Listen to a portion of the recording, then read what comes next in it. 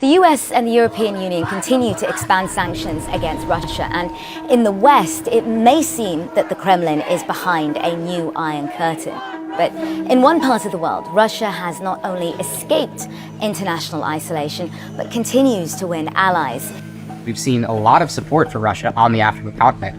We've seen Russian flags appearing largely as a symbol of resistance against Western rule and colonial legacy.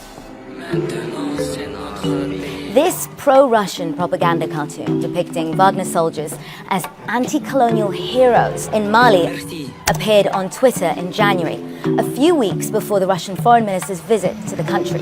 And just days before the trip, the Russian foreign ministry spokesperson echoed the cartoon's key message. Колониализм Франции на африканском континенте завершился. Researcher Kyle Walter, who works for Logically, a company that tracks disinformation and misinformation online, discovered a network pushing pro-Kremlin messages, like this one, to the audience of 65,000 followers and subscribers in Africa.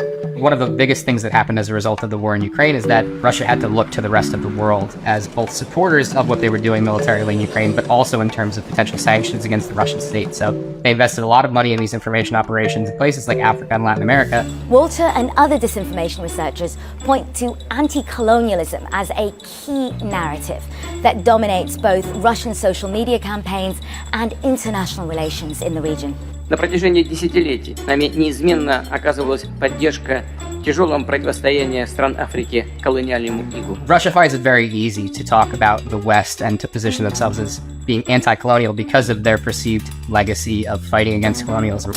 Most African countries became independent in the 60s. And so in some key states where there was white minority rule, in South Africa, Mozambique, Angola, Russia sided with the black majorities.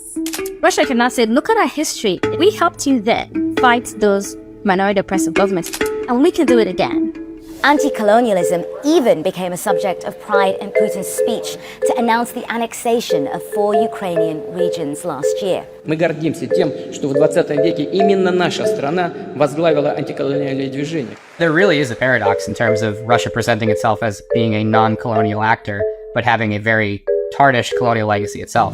In 2022, the Africa Center for Strategic Studies that maps Russian disinformation campaigns identified 23 million tweets with the hashtags I stand with Putin and I stand with Russia in the year Russia invaded Ukraine. Former South African President Jacob Zuma's daughter became one of the campaign's biggest influencers.